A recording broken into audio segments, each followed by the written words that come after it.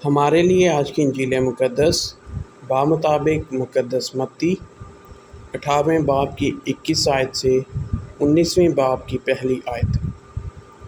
ایک دن پطرس نے یسوع کے پاس آ کر اس سے کہا کہ اے خداوند، کتنی دفعہ میرا بھائی میرا گناہ کرے اور میں اسے معاف کروں؟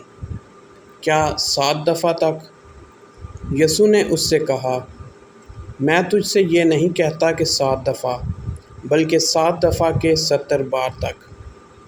اس لیے آسمان کی بادشاہی اس بادشاہ کی مانند ہے جس نے اپنے خادموں سے حساب لینا چاہا، تو جب حساب لینے لگا تو اس کے سامنے 10,000 قنطار کا قرض دار حاضر کیا گیا، اور چونکہ اس کے پاس قرض ادا کرنے کو کچھ نہ تھا، اس لیے اس کے آقا نے حکم دیا کہ یہ اور اس کی بیوی اور بال بچے اور سب کچھ جو اس کا ہے بیچا جائے اور قرض وصول کر لیا جائے۔ مگر اس خادم نے گر کر اس کی منت کی اور کہا، میرے بارے میں صبر کر، میں تجھے سب ادا کروں گا۔ اس خادم کے آقا نے ترس کھا کر اسے چھوڑ دیا اور قرض اسے بخش دیا۔ مگر جب وہ خادم باہر نکلا تو اس کے ہم خدمتوں میں سے ایک اسے ملا جس پر اس کے 100 دینار آتے تھے۔ اس نے اس کو پکڑ کر اس کا گلا گھونٹا اور کہا، قرض ادا کر۔ تب اس کے ہم خدمت نے گر کر اس کی منت کی اور کہا، میرے بارے میں صبر کر، تو میں تجھے سب ادا کروں گا۔ مگر اس نے نہ مانا، بلکہ جا کر اسے قید خانے میں ڈال دیا جب تک کہ وہ قرض ادا نہ کر دے۔ اس کے ہم خدمت جو کچھ ہوا تھا وہ سب دیکھ کر نہایت غمگین ہوئے اور آ کر اپنے آقا سے تمام واردات بیان کی۔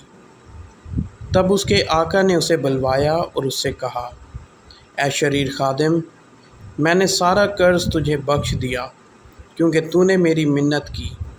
تو کیا لازم نہ تھا کہ جیسا میں نے تجھ پر رحم کیا تو بھی اپنے ہم خدمت پر رحم کرتا؟ اور اس کے آقا نے غصے ہو کر اس کو جلادوں کے حوالے کیا جب تک کہ تمام قرض ادا نہ کر دے۔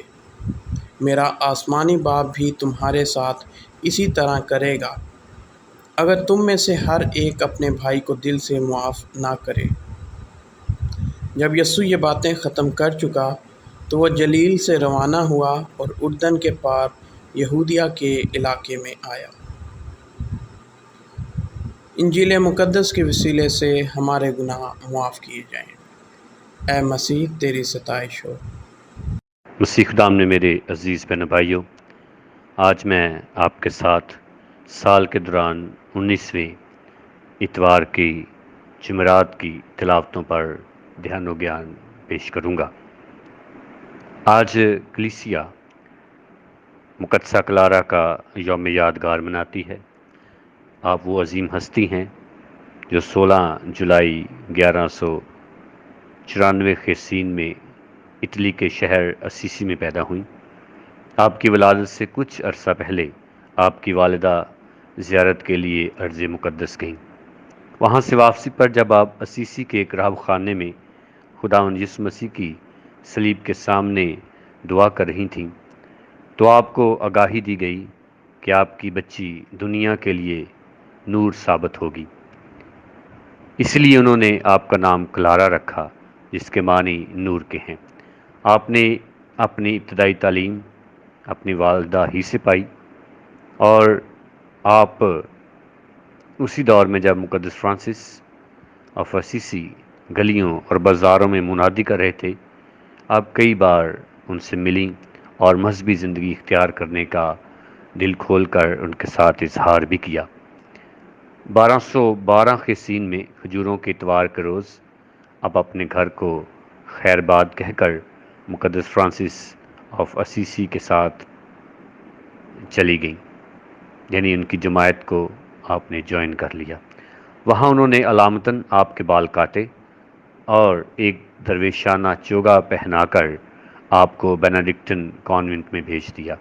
اس واقعہ کو جاننے کے بعد پہلے آپ کی 15 سالہ بہن اور پھر آپ کی والدہ اور دیگر خواتین نے یہ تحریک پائی اور وہ بھی آپ کے ساتھ آج شامل ہوئیں۔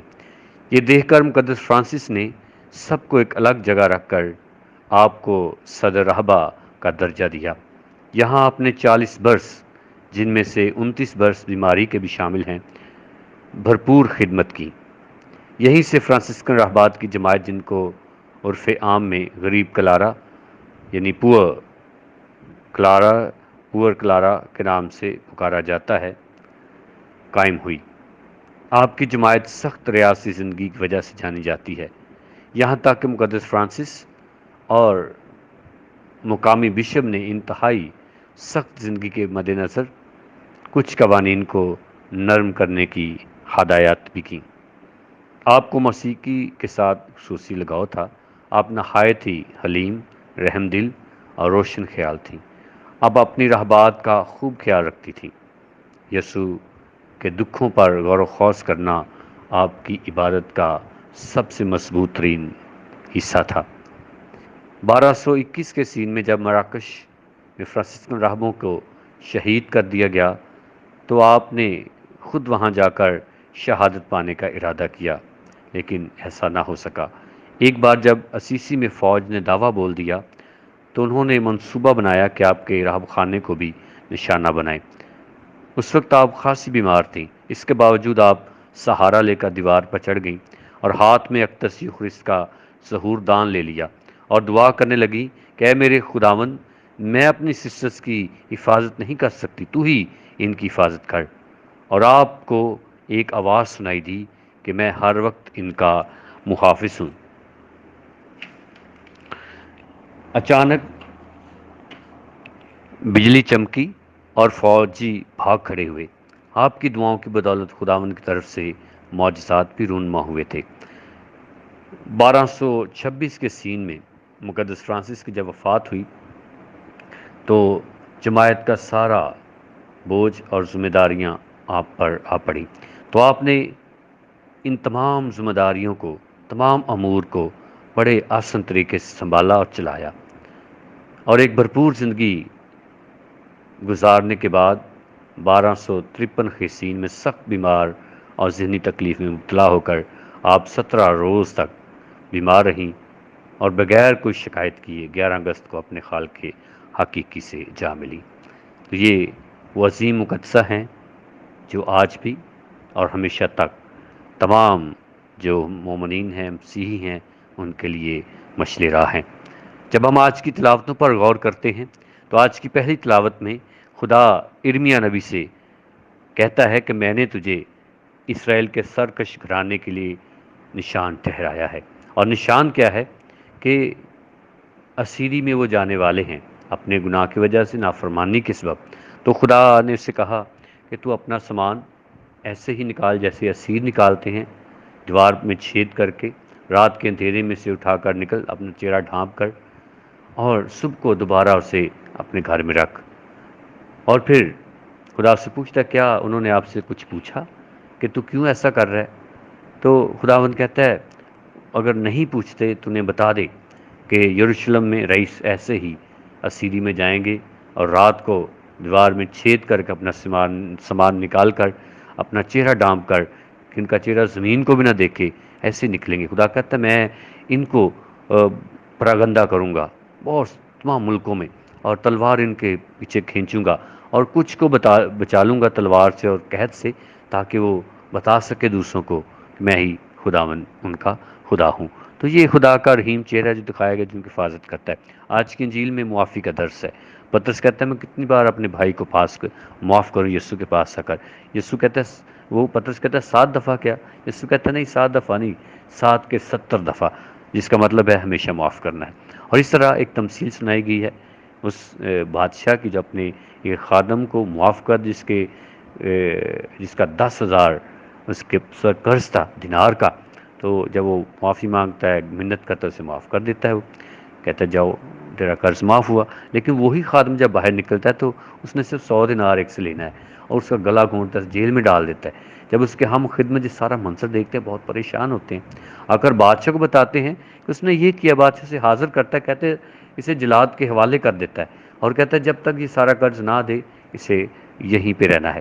اور اس تمثیل کا جو نتیجہ وہ یہ ہے کہ ہمارا آسمانی باپ بھی ایسے جب ہم ایک دوسرے کو معاف نہیں کرتے تو ہمارے ساتھ بھی یہی سلوک ہوگا، چونکہ خدا تو ہمیشہ معاف کرتا ہے، رحم کرتا ہے اور ہم سے اچھا سلوک کرتا ہے اور چاہتا ہے کہ ہم بھی ایک دوسرے کو دل سے معاف کریں۔